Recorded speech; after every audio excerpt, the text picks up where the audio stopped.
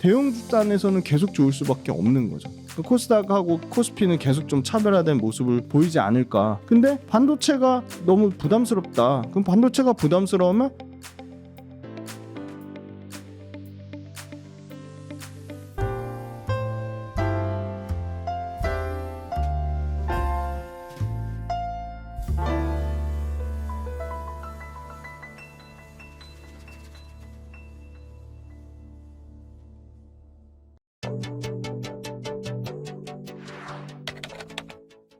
저는 김지훈의 훈훈한 주식 유튜브 채널을 운영하고 있고요. 네, 너무나 감사하게도 구독자 10만이 됐습니다. 네, 그리고 본업은 전업 투자자고요. 그 어스캠퍼스에서 주식 투자 A부터 Z까지 제일 중요한 기본적 분석, 펀더멘탈 분석이랑 그다음에 이제 기술적 분석인 차트를 같이 다 통합해서 하는 강의를 하고 있고요. 네, 그리고 주식 투자 관련돼서 여러 가지 뭐 오프라인 강연이라든지 온라인 강의를 하려고 열심히 노력하고 있습니다. 자, 외국인 순매수 상위 종목인데요. 최근 6개월간이요. 심각할 정도로 쏠림이에요. 삼성전자, 하이닉스. 삼성전자 8조 4천억 샀고요. 하이닉스 3조 9천억 샀는데 삼성전자, 하이닉스가 1월 달부터 6월 달까지 외국인 코스피에서 코스피만 샀어요. 그러니까 보면 너무 쏠림이 심하죠. 코스피만 22조 6,227억 샀는데 이 중에 몇 프로? 삼성전자, 하이닉스 50%. 네. 전부 삼성전자, 하이닉스만 산 거예요. 근데 그 와중에 저는 기회가 있다고 보는 게 삼성전자, 하이닉스 말고 그 다른 밑단의 종목들 보시면 여기 있거든요. 1등부터 10등 중에 현대차가 있고요. 삼성물산이 있고요. 자, AI의 숨겨진 수혜주 HD 현대 일렉트릭이 1조 넘게 샀습니다. 1조 넘게. 자, 알테오젠 7,341억, KB금융 있고 하나 에어로스페이스. 그러면 삼성전자, 하이닉스 말고 어디서 그럼 투자 아이디어를 얻을 수 있냐? 저는 여기서 얻을 수 있다고 봅니다. HD 현대 일렉트릭과 알테오젠과 10위에 있는 하나 에어로스페이스. 이런 종목들이 계속 주도주의 위치를 가지 않을까. 그렇게 보고 있고요. 재미난 데이터가 2022년도부터 코스피하고 코스피 지수하고 외국인의 그 방향성을 상관관계를 따져봤더니 84%가 나왔어요. 엄청나게 상관관계가 높은 거죠. 그러니까 결국은 국내 증시는 외국인 순매수 동향에 따라갈 거다. 그럼 외국인이 왜 사는지가 중요한데 왜 사는지 요인이 꺾이지 않은 외국인이 그렇게 쉽게 팔고 떠나진 않을 거잖아요. 첫 번째가 기업 밸류업에 대한 기대감이고요. 두 번째가 중국에 대한 증시 불확실성, 중국에 대한 여러 가지 그 경기에 대한 기대감 약화, 그다음에 중국 기업들의 소위 말하는 뭐 대외적인 신인도 이런 거가 다 하락하면서 중국 증시에서 특히 또 중국 정치에 대한 불확실성도 크니까 중국 증시 외국인 자금이 계속 이탈하는데 그 중국 증시 자금 이탈의 대표적인 수혜가 우리나라입니다. 예, 그 우리나라 수혜가 받고 있고, 그다음에 세 번째가 페드의 연방금리 인하 기대감이거든요. 근데 금리 인하 기대감은 사실은 뭐 7월 아니면 9월로 확정이 될 것 같고 횟수의 문제긴 하지만, 네 번째가 반도체 AI 랠리의 기대감이죠. 대표적으로 엔비디아의 어떻게 보면 최대 수혜주로 하이닉스가 신고가 영역으로 가고 있고, 삼성전자는 물론 철저하게 소외받고 있지만 또 AI 랠리에 외국인 순매수 7등에 꼽힌 HD 현대 일렉트릭이 전력기기가 숨겨진 수혜주로 신고가를 찍고 있고, 그 다음에 네 번째 마지막으로 이제 원화 가치 하락인데, 원화 가치 하락하면 수출주 입장에서는 환율 효과만 환차익만 상당 부분 먹는 거죠. 근데 코스피 코스닥의 외국인 지분율을 보면 평균 지분율이 2010년 이후 딱 평균 정도 수준이에요. 그러니까 코스피는 외국인 지분율이 34%까지 올라왔지만 10년 평균 수준이니까 여기서 충분히 더 상승의 여력이 있다고 보는 게, 왜냐면 코로나가 지금보다 드라마틱하게 실적이 더 좋냐? 그건 전혀 아닌 상황인 거거든요. 그럼 철저하게 숫자만 놓고 보면 외국인 입장에서는 정부의 저 PBR 밸류업이 구체적인 계획안이 외국인 입장에서 실망스러울지언정 숫자가 우리나라가 좋은 거죠. 그러면 코스피 시총을 고려하면 외국인 지분율 1% 들어오면요, 코스피 시총에 들어오는 매수 금액 20조가 넘습니다. 1% 들어온다고. 그러니까 대형주단에서는 계속 좋을 수밖에 없는 거죠. 그러니까 코스닥하고 코스피는 계속 좀 차별화된 모습을 보이지 않을까. 근데 반도체가 너무 부담스럽다. 그럼 반도체가 부담스러우면 HD 현대 일렉트릭도 말씀드렸고 하나 에어로스페이스도 말씀드렸고 알테오젠도 말씀드렸는데, 그런 회사들이 자 24년도 상반기는 이제 끝났잖아요. 그럼 이제 이런 회사들이 앞으로 더 여기서 더 좋은 퍼포먼스를 보여주려면 올해보다 내년 실적에 대한 증가폭을 보시면 돼요. 내년에 과연 올해보다 더 드라마틱하게 매출이 늘어나는지, 이익 증가가 되는지, 이익률이 더 좋아지는지, 그걸 심플하게 보시면 되는데, 당연히 HD 현대일렉트릭은 이미 2028년까지 수주를 다 받아놓은 상황이고, 하나 에어로스페이스 똑같아요. 2030년까지, 그러니까 하나 에어로스페이스 같은 경우는 10년치 수주 물량이 쌓여 있고요. 지금 누적 수주가 30조가 넘습니다. 어마어마하고요. HD 현대일렉트릭도 2028년도까지 이미 다 수주를 다 받아서 앞으로 들어오는 수주는 29년도 물량을 본다고 합니다.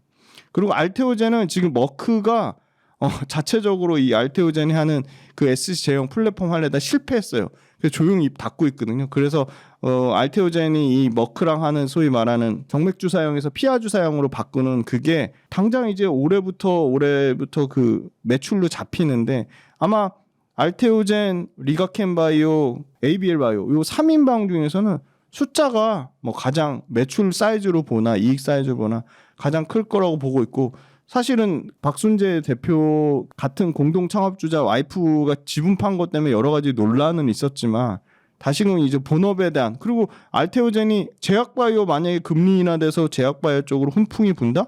그러면 그 역시도 알테오젠이 최대 수혜를 받을 수밖에 없다고 보고 있어서, 외국인 순매수 딱 보면 되게 반도체 편중은 돼 있지만 반도체를 뺀 나머지는 보세요. 전력기기 담았죠. 제약바이오 담았죠. 방산 우주항공 담았죠. 굉장히 지금 소위 말하는 핫한 주도 섹터는 다 담아서 이런 섹터들 쪽에서 기회가 있지 않을까. 그러니까 주가 오른 걸로만 비싸다라고 얘기하기 전에 주가 오른 만큼 실적이 올라오면 주가가 비싸다고 말하기는 어렵다고 보고 있습니다. 금투세, 그쵸. 금투세 영향이 없다고는 말 못하죠. 왜냐면 금투세 관련돼서 더불어민주당이 무리하게 지금 국민 여론이 뭐 전국적으로 이렇게 반대 그렇게 의사 표시를 하는데도 그걸 무시하고 진행한다는 거는 말이 안 되는 상황이고요. 금투세 자체가 가진 여러 가지 제도적인 문제점들을 보완 수정하고 진행을 해야 되는데, 그게 진행되지 않은 채로 뭐 여러 가지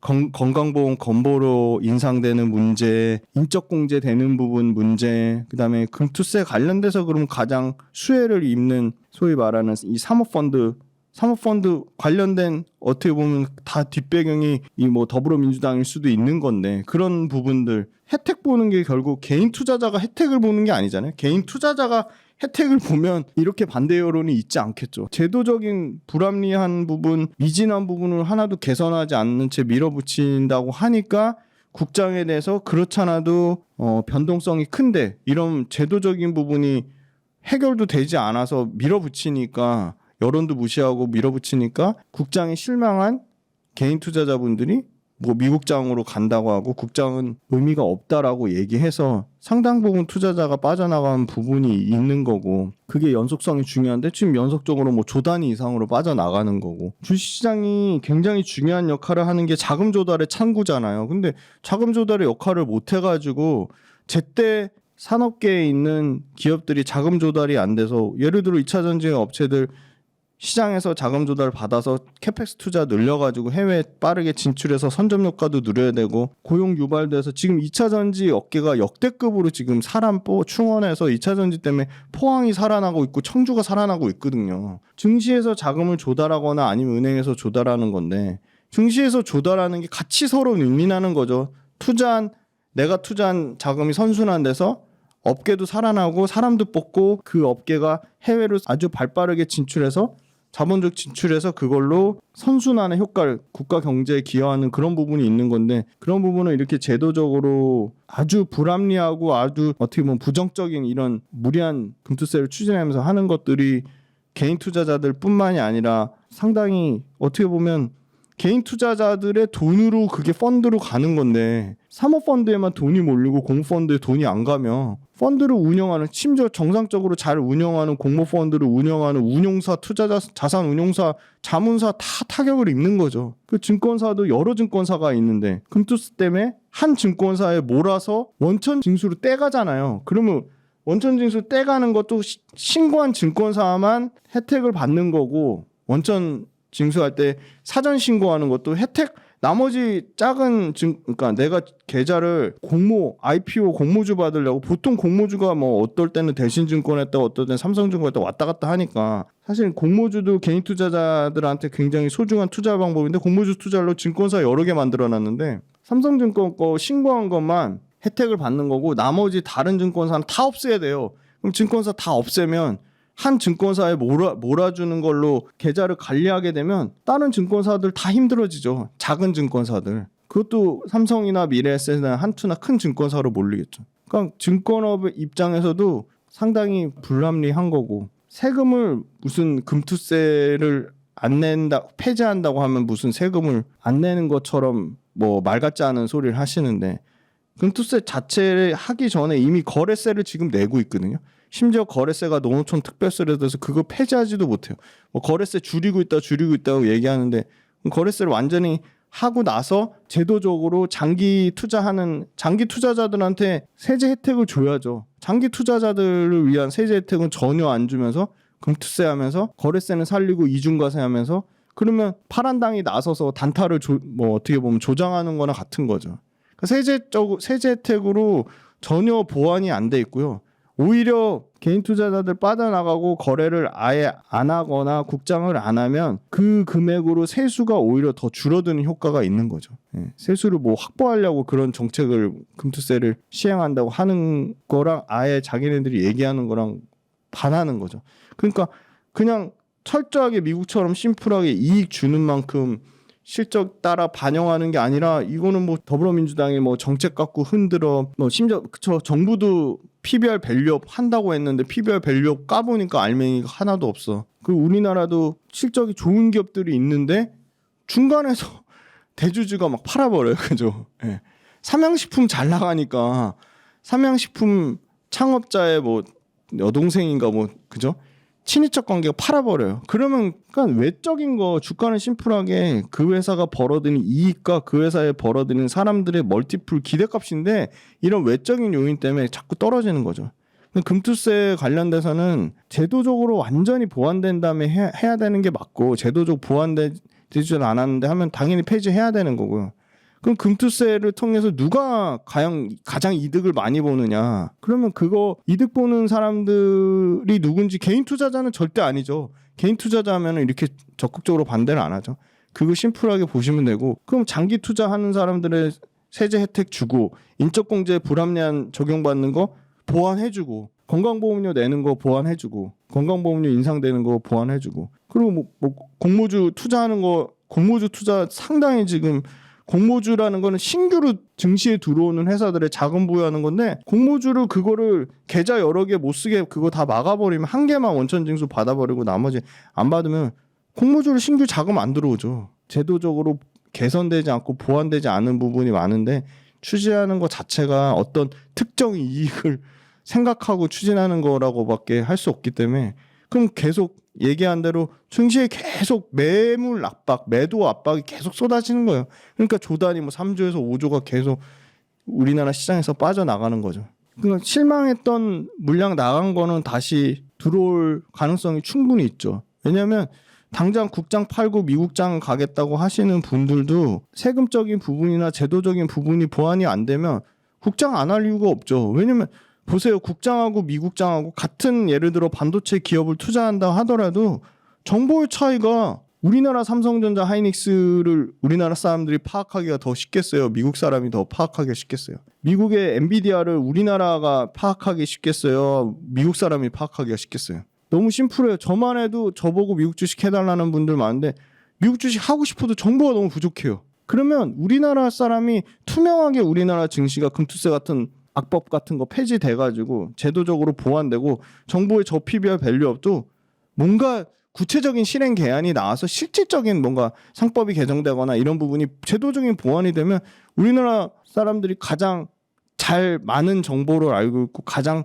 잘하는 무대 우리나라 사람 우리나라 무대에서 투자를 해야죠. 그건 당연한 거고 우리나라 사람들이 우리나라 무대에 투자하면 그 돈이 선순환 돼서 기업들이 그 돈으로 해외 공장 열심히 짓고 해외 선순환이 된다니까요. 그 사람 또 뽑잖아요. 2차 전지가 지금 주가 빠져서 사람들이 욕하지만 2차 전지가 지금 유발하는 고용 유발 효과가 어마어마해요. 역대급으로 지금 고용 유발 효과가 커지고 있다니까요. 증시에 들어오는 돈의 본질적인 가치가 뭔지 좀 냉정하게 생각해 보셨으면 좋겠고, 투자해서 돈 벌어서 주식 오르면 좋긴 한데 그 내가 투자한 기업이 무럭무럭 성장하면서 그 기업 성장할 때 나도 같이 성장하는 거죠. 주가는 원래 변동성이 있는 겁니다. 원래 오르고 내리고 빠지고 하는 건데. 그래서 저는 제도적인 부분이 보완이 되고 조금 더 선진국 시장처럼 미국 시장처럼 투명하게 반영되면 우리나라 코스피 지수가 5천 가지 말란 법은 없죠, 사실은. 예. 아마 그런 코리아 디스카운트 그런 부분이 정부 정책 부분, 이런 악법 금투세 같은 부분, 이런 거 제도적으로 보완 안 되는 것들, 장기 투자하는 사람들 세제 혜택 줘야죠. 그런 부분들. 그다음에 인식도 그런 것 같아요. 아직도 뭐 주식 투자하면은 그냥 불로소득인 것처럼 되는 인식, 그런 게 좀 많이 이제 주식 투자자가요 1,500만, 우리나라 인구의 거의 3분의 1이 주식 투자를 하고 있습니다. 엄청난 인구잖아요. 그럼 그런 사람들한테 세제 혜택으로 불리함을 주면 당연히 우리나라 시장을 다 떠나겠죠. 그러면 우리나라 시장으로 돈이 안 도는데 그러면 자금 조달을 그러면 어디서 받을까요? 은행에 비싸게 다 차입내고 하면 정작 피해를 보는 거는 개인 투자자 피해 보고요. 그 뒷단에 개별 기업들이 피해를 봅니다. 저는 그렇게 생각합니다. 네, 저는 금리 인하 시점이 제일 중요하다고 봅니다. 원래 금리 인하가 사실은 원래 3월 달 얘기 나오다가 5월 달로 미뤄졌고, 그다음에 이제 7월 달, 9월 달까지 얘기 나오는데, 이제 금리 인하가 된다는 얘기는 그만큼 2차 전지 마찬가지고요. 뭐 심지어 AI 반도체도 성장주로 할 수 있고요. 제약바이오, 사실 가장 크게 혜택을 받는 건 아마 제약바이오일 것 같은데 2차 전지도 당연히 혜택을 받지만요. 이런 소위 말하는 구조적인 성장주, 외부에서 빚을 들어오거나 증자를 통해 자금을 조달하는 입장에서 금리가 낮아지면 기본적인 그 회사에 들어가는 비용 자체가 떨어지기 때문에 이 구조적 성장주들한테 금리가 낮은 상황만큼 좋은 상황은 없는 거죠. 그런데 계속 그게 늦춰지다 보니까 사실은 어려움이 있었는데, 근데 그럼에도 불구하고 금리가 내려오지 않는다는 거는 미국 돈의 가치가 올라간다는 거잖아요. 그죠? 금리는 쉽게 말하면 돈의 값이니까. 근데 미국의 돈의 가치가 떨어지지 않으니까 우리나라 수출주들한테는 미국 돈으로 받으니까 상당히 유리한 상황이 계속 전개가 됐고, 그럼 금리 인하 시점이 되면 주춤했던 그 외에 사실은 AI 반도체가 스토리로 갔다면 이제 AI 반도체가 숫자가 찍히는 해가 될 거고, AI 반도체 숫자 찍히는 거 외에 금리 인하의 수혜주들이 혜택을 받을 거라고 보는데요.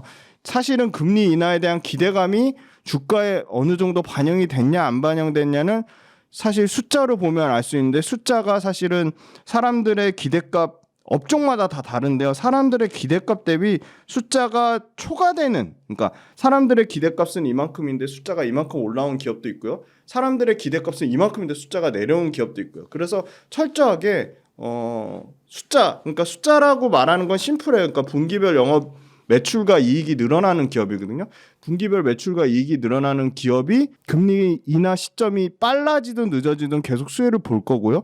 금리 인하 시점이 빨라지든 늦어지든 관계없이 우리는 계속 분기 실적이 좋아지는 업종에 주목을 해야 되고, 반도체 철저하게 쏠림 현상이 있었는데 반도체 쏠림 현상이 조금 완화되면 금리 인하 시점 7월 달이 될지 8월 달이 될지 모르겠지만 그때 시점과 맞물려서 나머지 예를 들어 제약바이오도 알테오젠이랑 리가켄바이오 요 이조항체 플랫폼만 갔다면 그 온기가 뭐 예를 들어 기본적인 숫자가 잘 찍히는 일반 제약사들이 있거든요. 한미약품, 유한양행, 뭐 녹십자, 종근당, 대웅제약, 뭐 HK 이노엔, 이런 회사들 쪽으로 확산이 될 거고, 2차 전지도 사실은 뭐 계속 강조드렸던 고속충전 쪽에 대주전자재로만 갔다면 여타 다른 장비나 양극재 단에서도 금리 내려가면 앞으로 실적이 하반기에 좋아질 거라고 보기 때문에 늘어날 가능성이 있고, 반도체도 장비주에 쏠림 현상이 있었다면 소재주 쪽으로 확산이 있을 거다. 그래서 저는 금리 인하 시점이 가장 중요하다고 보고 있고요.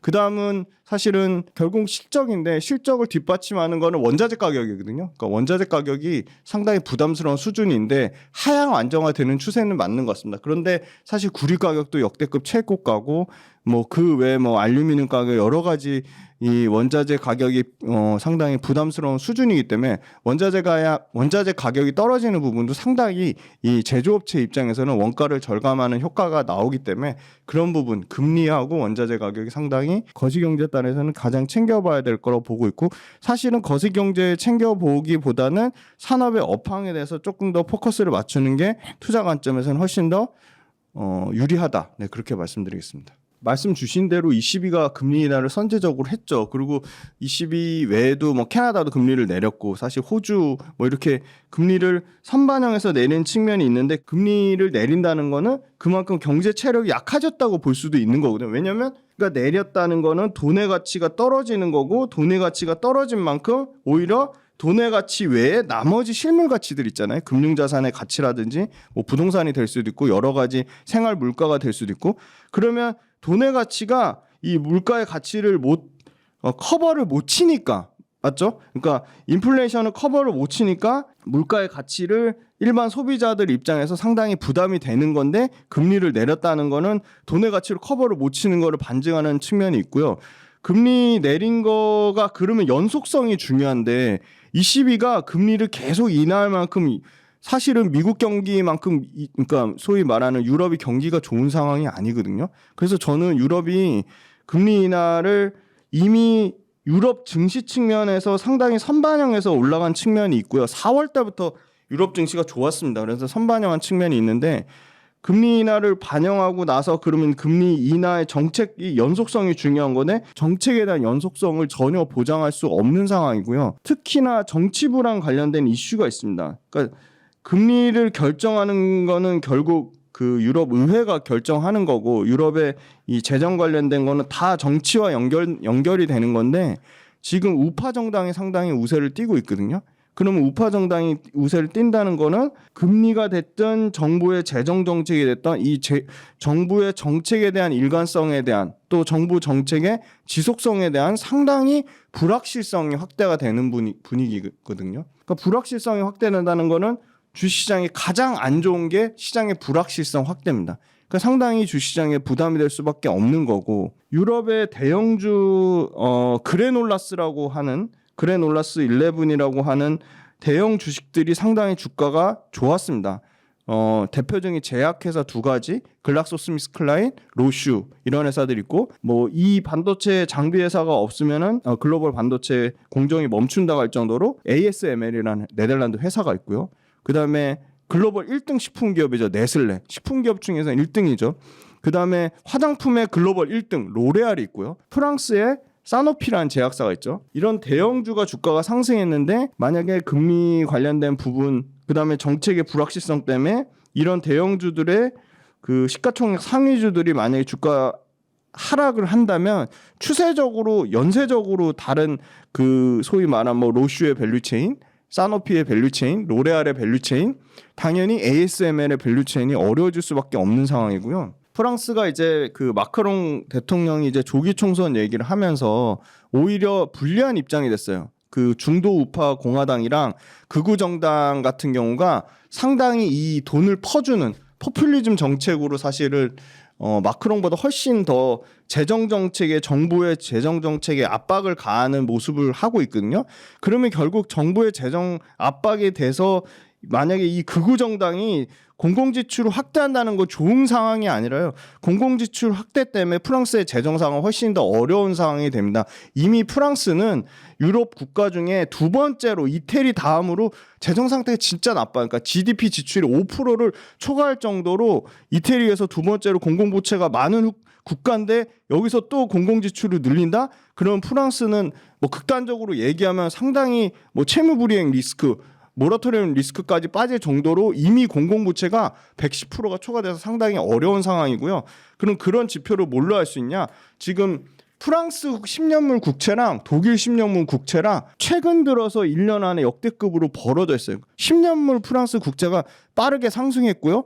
유로화가 약세가 되겠죠. 유럽의 아주 중요한 국가인 프랑스가 무너지면 연쇄적으로 이태리, 스페인 상당히 영향을 받을 가능성이 높고요. 유로화 떨어지면 어떻게 되죠? 달러가 강세되죠. 근데 달러가 강세되면 그러면 또 미국 쪽으로 자금이 더 쏠릴 가능성이 높은 거죠. 그럼 유럽은 계속 어려운 상황이고요.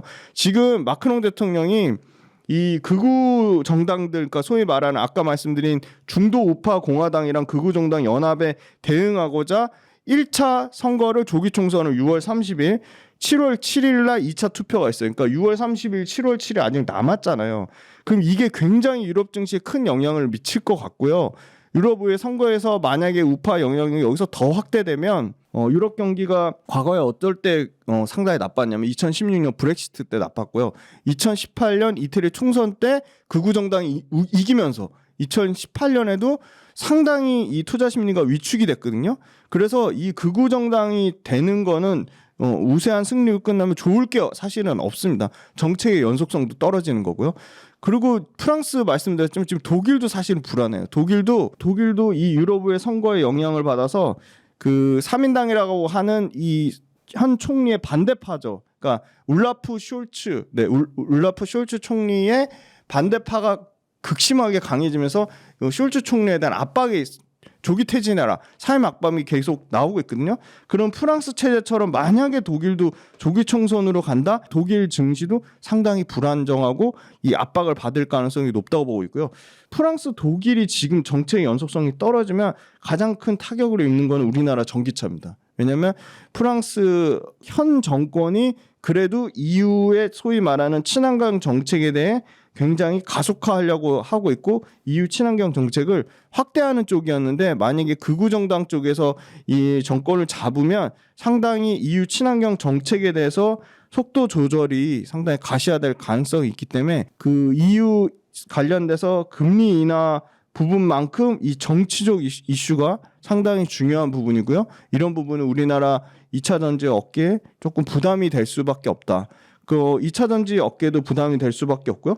친환경 강화하니까 지금 주가가 상당히 이 선반영에서 올라가는 것들이 이 태양광하고 소위 말하는 수소 관련주들 조금 반짝하고요. 태양광, 수소, 또 뭐 있죠? 풍력 이런 관련주들의 굉장히 전반적인 신재생 에너지 쪽이 전반적인 타격을 입을 가능성이 있다. 그래서 유럽이 금리 내리는 상황, 그 다음에 이 정치 불안, 프랑스 대통령 이 총선 이슈 이런 부분들이 상당히 우리나라 주가에 직접적인 영향이라기보다는 간접적인 영향으로 산업에 대한 미치는 영향이 부정적이다. 좀 그렇게 말씀드릴 수 있을 것 같습니다. 중국의 포지션이 상당히 높고요. 그 다음에 근본적으로 유럽하고 미국은 서비스도 강한 나라지만 그 서비스 강한 밑바탕 위에는 강력한 소프트웨어 경쟁력이 있고요. 소위 말하는 미국의 빅테크가 주도하는 증시, 소위 말하는 나스닥 증시가 강하게 끌고 가는 거는 빅테크가 이 강력한 소프트웨어 경쟁력으로 소프트웨어의 우위를 들고 있는 거고요.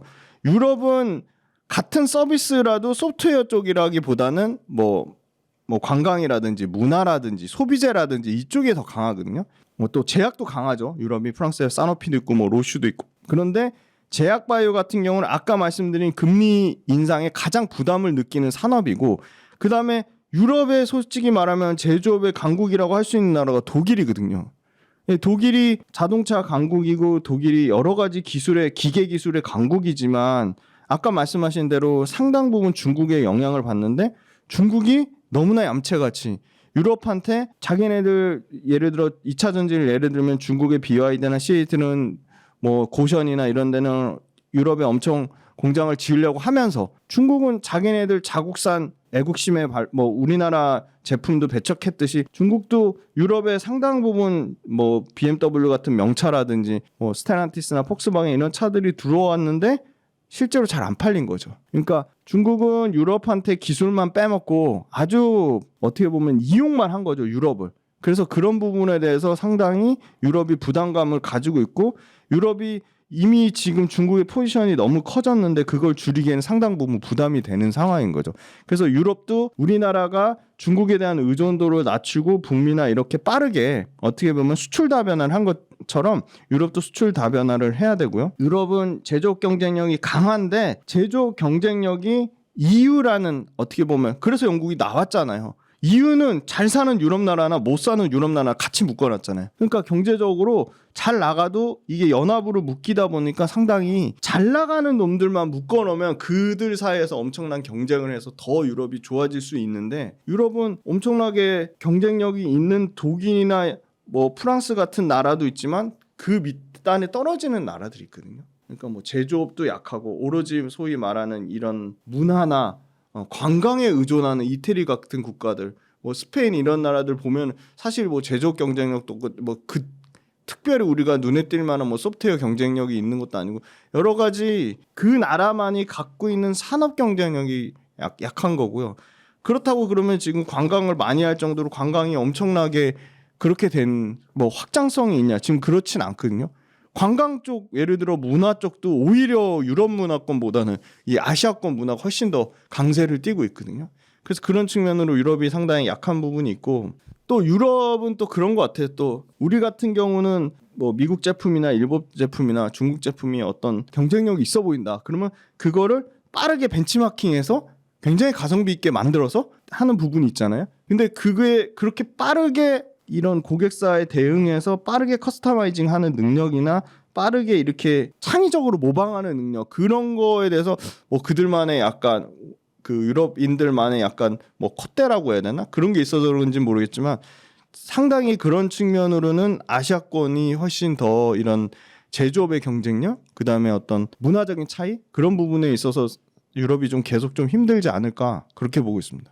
문제점이 있다면 일단 근본적으로 주주 환원, 그러니까 주주를 위하는 정책이 별로 없다는 거고요. 그래서 사실 기대감만으로 정부의 저 PBR 밸류업 관련된 금융주들, 뭐 현대차, 기아차도 대표적인 정부의 저 PBR 밸류업 수혜주로 영향을 받았고, 은행주들이 대표적으로 상당히 많이 KB금융, 신한지주, 뭐 하나금융지주가 상당히 주가가 좋았는데, 그만큼 주주를 위하는 주주 환원 정책에 대한 기대감이 없어요. 그러니까 그런 측면이 실망한 측면도 있고, 그 다음에 두 번째는 뭐 냉정하게 얘기하면 우리나라 하드웨어 경쟁력은 엄청나게 좋은데 소프트웨어 경쟁력이 상당히 약한 거죠. 근데 어떤 산업이 하드웨어, 소프트웨어가 같이 융복합이 되는 건데 특정 부분이 약하다 보니까 소프트웨어 관련돼서는 전부 뭐 수입을 해오거나 소프트웨어 관련돼서 굉장히 비싼 라이센스를 내거나, 그러면 기업 입장에서는 기껏 하드웨어 엄청 잘 만들어놨는데, 삼성을 예를 들면 너무 심플한데 휴대폰 엄청 잘 만들었는데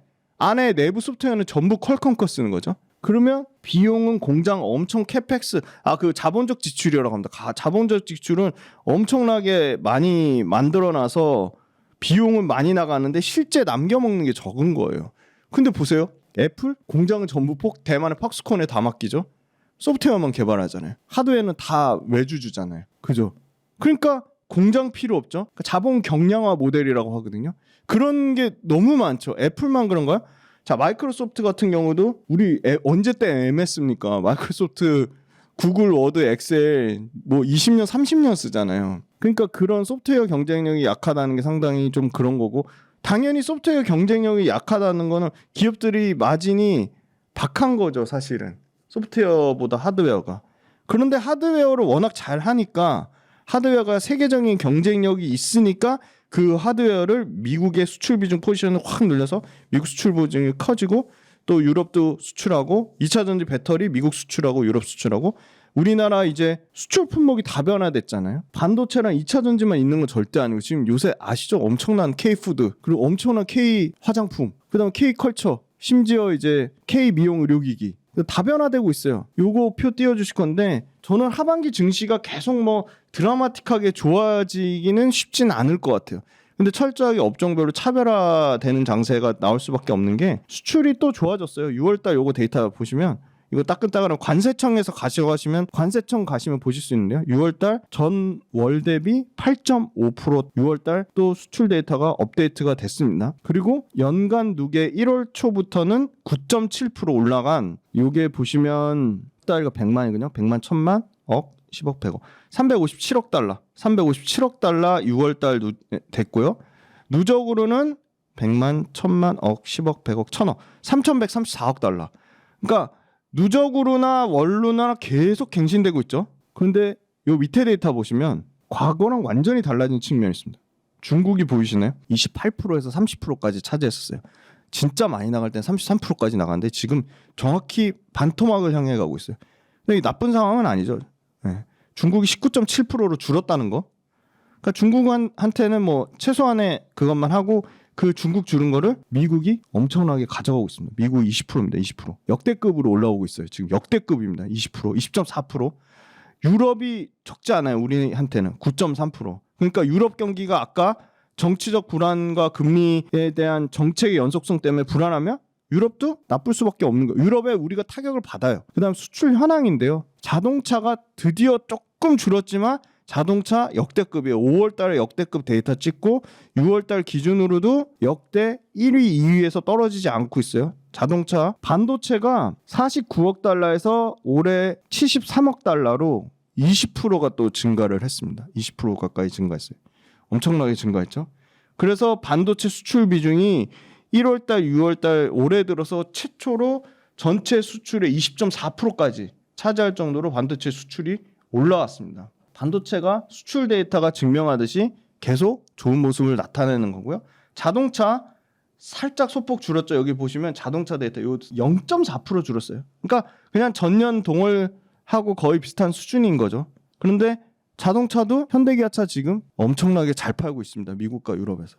수출 데이터가 말해주듯이 현대기아차 수출 비중이 뭐 지금 이미 50% 넘었고 60% 70%까지 이제 가는 마당에 수출 데이터 좋아지면 자동차 업황이 좋을 수밖에 없는 거고요. 저는 트럼프가 IRA 관련된 거를 전부 다 뒤집기는 어렵다고 보는 게 트럼프를 지지하는 여러 지역이 다 이미 IRA 엄청난 수혜를 받은 지역이기 때문에 그거는 쉽지 않을 것 같고요. 그 완성차 업체들의 어떻게 보면 투자 지연하는 부분이나 연기하는 부분 그런 게 오히려 더 좀 영향이 있다고 보는 게 대표적으로 포드가 지금 상당히 25년에 당장 내년에 잘 팔리는 차에 심지어 안 팔리는 차도 아닌데 그 포드의 150 라이트닝 픽업 트럭 풀 생산을 26년 초로 1년 넘게 연기를 했고요. 두 번째는 파나소닉이 미국 거의 완전 어떻게 보면 테슬라 몰빵하는 체제에서 물량을 급격하게 줄여서 그 물량을 그냥 일본에서 하겠다 이렇게 그 일본 쪽에 뭐 그것도 전략적인 부분이 있겠죠. 그런 일본하고 분산하는 측면. 그럼 파나소닉이 왜 그렇게 했냐 보면 원래 시장에서 알려진 거는 2030년까지 전기차 50% 침투, 북미에서 50% 침투는 분명히 넘을 거라고 생각했는데 파나소닉하고 보스턴 컨설팅 그룹이 50% 택도 없어. 2030년에 30% 정도밖에 안 될 거야. 엄청나게 북미 시장의 전기차 침투율에 대한 부정적 이슈가 나왔거든요. 근데 우리나라 3사의 2026년 기준으로 하면 삼성 SDI, LG 에너지솔루션, SK온의 생산 캐파가 805기가와트거든요. 그러면 파나소닉이나 BCG 만약에 의견대로 비슷하게 간다 그러면 이거 다 오버캐파거든요. 공급이 엄청나게 초과되는 상황이 나오는 거거든요. 심지어 완성차 업체들이 투자를 지연한다? 그러면 배터리 업체들이 직격탄을 맞는 거죠. 그런 문제가 심각한 부분이 있었고 그게 말 그대로 진짜 파나소닉이 예측하는 게 맞다 그러면 굉장히 2차 전지 업체들 입장에서는 힘든 상황인 거고요. 두 번째는 제일 중요한 건 사실 두 번째인데요. 유럽이 보조금 중단한 이후로 전기차 판매가 얼마나 줄였냐. 5월 달에 전체 유럽 데이터가 10.8% 감소했습니다. 네, 나라별로 따져보면 독일이 29,000대로 전년 대비 30%가 줄었고요. 영국은 똑같이 보조금 중단했는데 26,000대로 전년 대비 4%가 늘어났고요. 프랑스가 26,000대로 전년 대비 4%.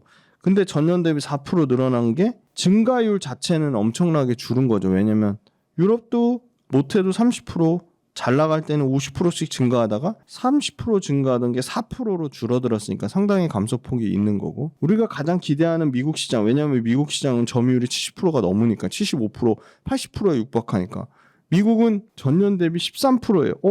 13% 늘어난 것도 대단한 거 아니냐 하시겠지만 미국은 유럽보다 훨씬 성장률이 좋죠. 미국은 70% 75% 최근에 많이 줄어서 55% 성장하다가 13%예요.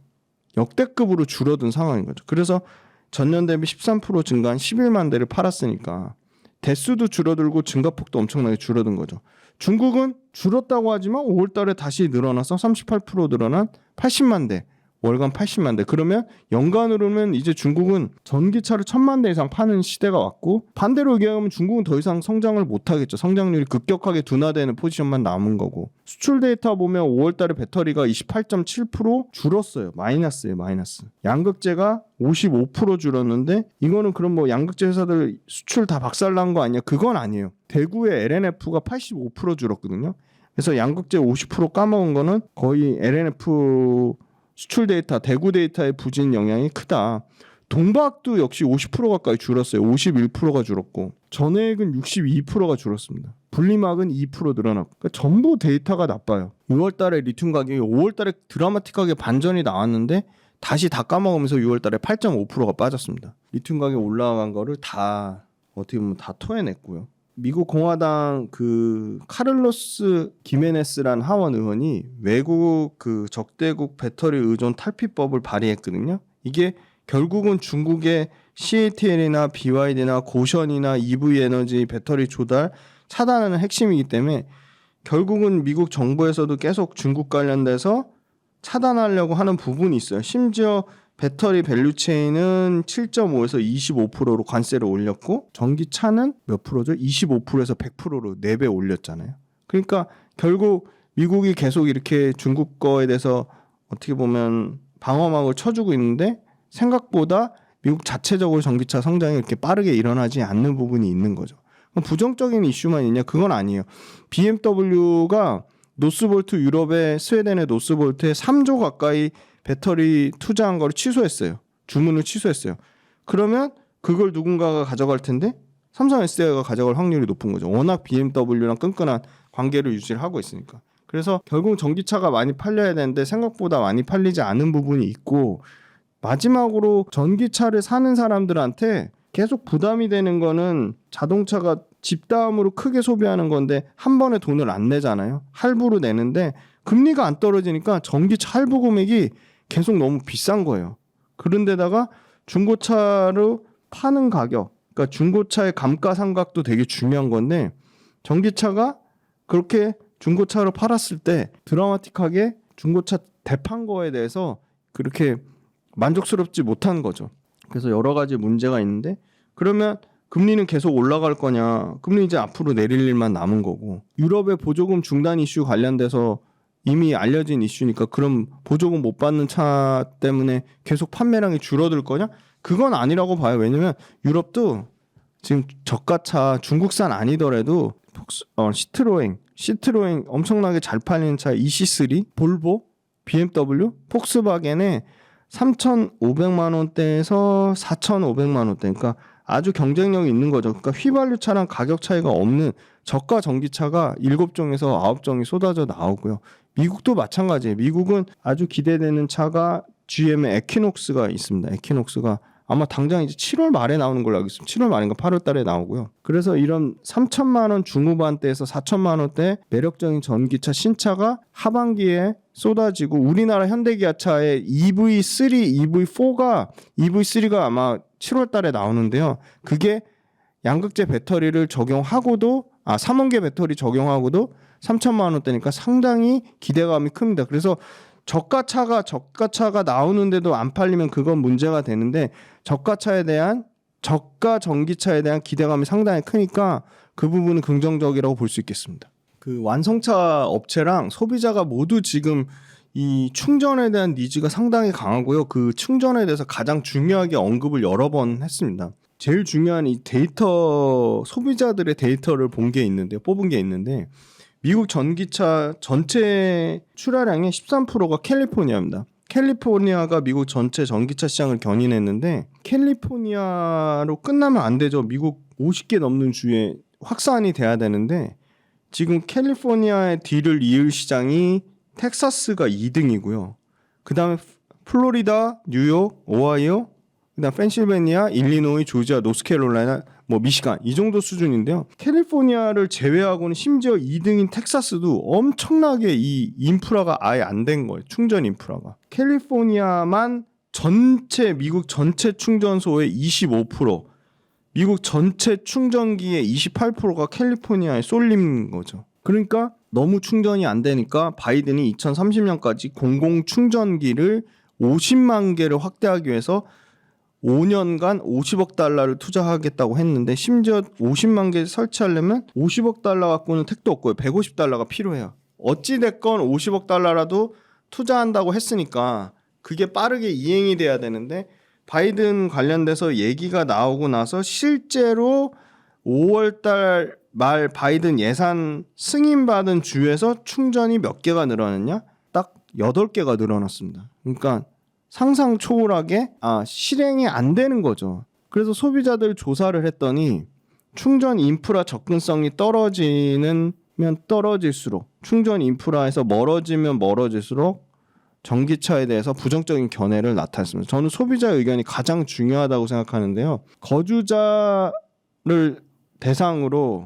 미국 거주자들을 대상으로 충전소가 공공 충전 인프라까지 1.6km 미만에 있다면 성인의 47%가 다음 차량을 전기차로 바꾸겠다고 했고요. 재미난 데이터죠. 1.6에서 3.2km 있는 사이에 있는 성인의 38%가 다음 차를 전기차로 바꾸겠다고 했고요. 이게 급도로 떨어집니다. 성인의 3.2km가 초과되는 거리에 있는 성인은 27%만 전기차를 다음 차로 고려하겠다고 했어요. 전기차를 인프라가도 갖춰지지 않으니까 살 이유가 없는 거죠.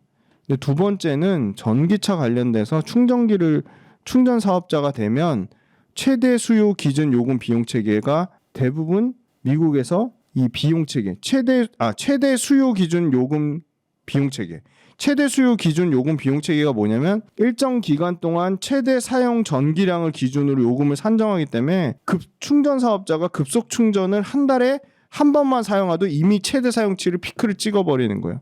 그러니까 급속 충전 사업자가 수익성 회복이 안 되는 거예요. 급속 충전 한 번 해버리면 가장 최대 사용 피크치로 요금이 산정되기 때문에. 근데 미국 소비자는 86% 이상이 당장 급속 충전 30분 이내 완충되는 걸 원해요.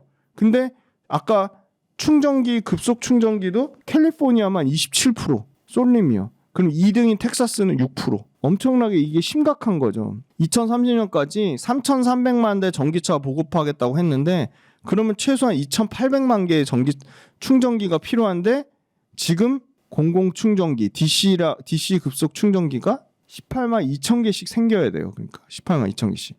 유럽은 2030년까지 우리는 350만 개 충전소 구축했다고 했는데, 그러면 주당 8천 개씩, 한 주에 8천 개씩 충전기가 설치돼야 되는데, 미국보다 그나마 좀 난데 주당 3천 개도 안 돼요, 설치가. 그러니까 5천 개씩 매주 충전기 격차가 생기는 거고요.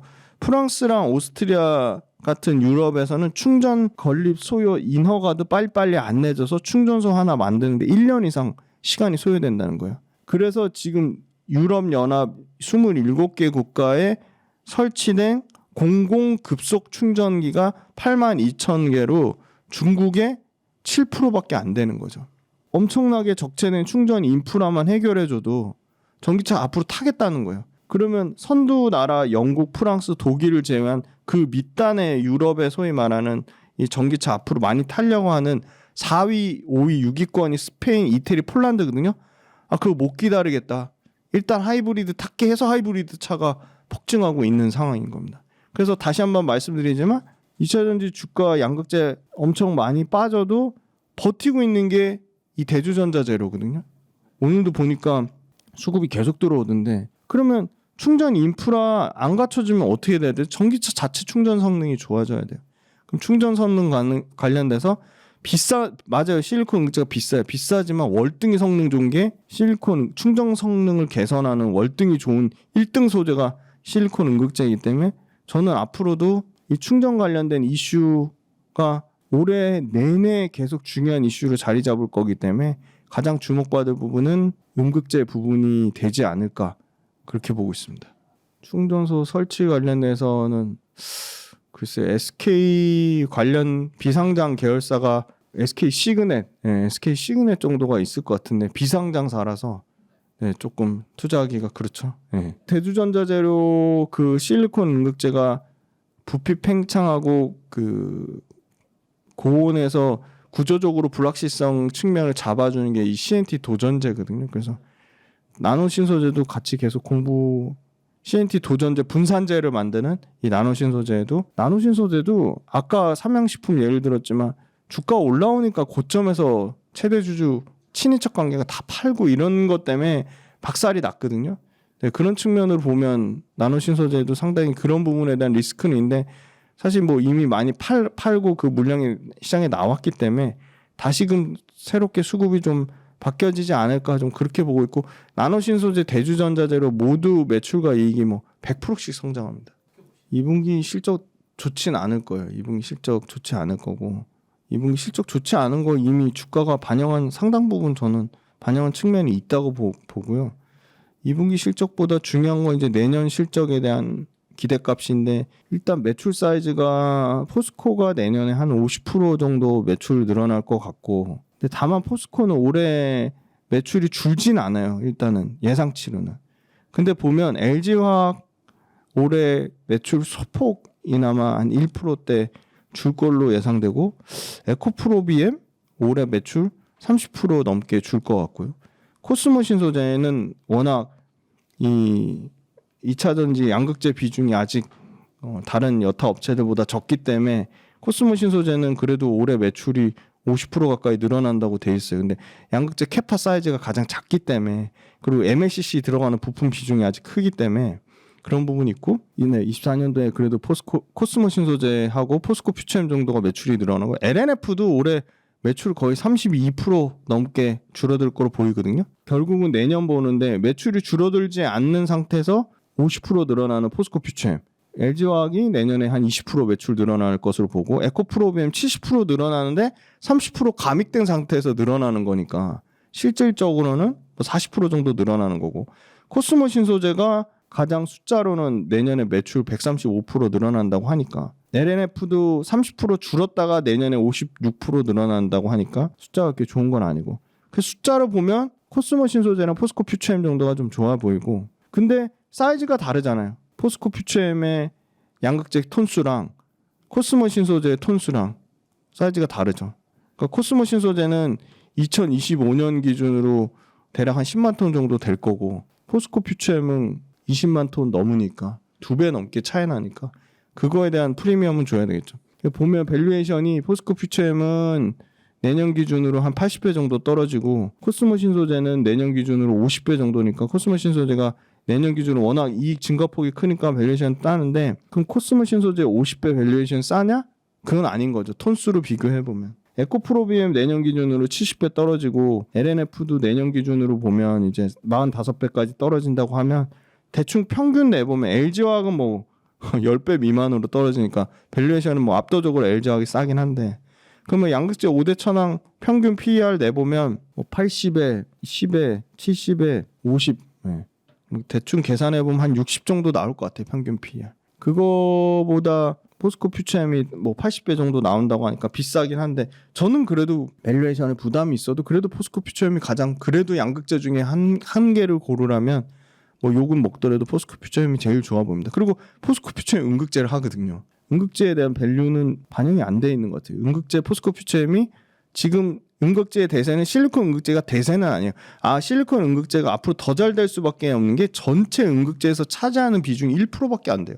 그럼 10배 성장해도 10%거든요. 근데 포스코 퓨처엠은 지금 음극재의 대세는 천연흑연하고 인조흑연이거든요. 천연흑연, 인조흑연 다 하죠. 그리고 포스코 실리콘 솔루션을 통해서 실리콘 음극재도 해요. 물론 양산은 25년 말이나 26년이에요. 그러니까 앞으로 음극재 관련된 밸류가 당연히 더해져야 되죠. 왜냐하면 음극재 관련 기업에서 중국 기업 빼고 유일하게 포스코 퓨처엠 음극재 기업 10위로 꼽혔어요. 그러면 미국 OEM 업체나 유럽 OEM 업체가 야 중국 업체들 음극재도 쓰지 마. 그럼 어디 있어? 찾아보면 포스코 퓨처엠 정도밖에 없거든요. 하고 대주전자재료 일본의 시네츠화학. 근데 시네츠화학은 엄청나게 큰 회사예요. 음극재만 주력으로 하는 회사가 아니에요. 다양한 소재를 하거든요. 그럼 음극재 주력해서 포커스 할 수 있는 회사가 뭐냐? 대주전자재료랑 포스코 퓨처엠 정도인 거죠. 근데 포스코 퓨처엠은 음극재를 실리콘 음극재만 하는 게 아니라 지금 대세인 인조흑연, 천연흑연은 다 꽉 잡고 있다는 거죠. 그래서 저는 양극재를 말씀드렸지만 결국 양극재, 음극재를 다 하는 포스코 퓨처엠이 양극재 단에서도 제일 좋아 보인다.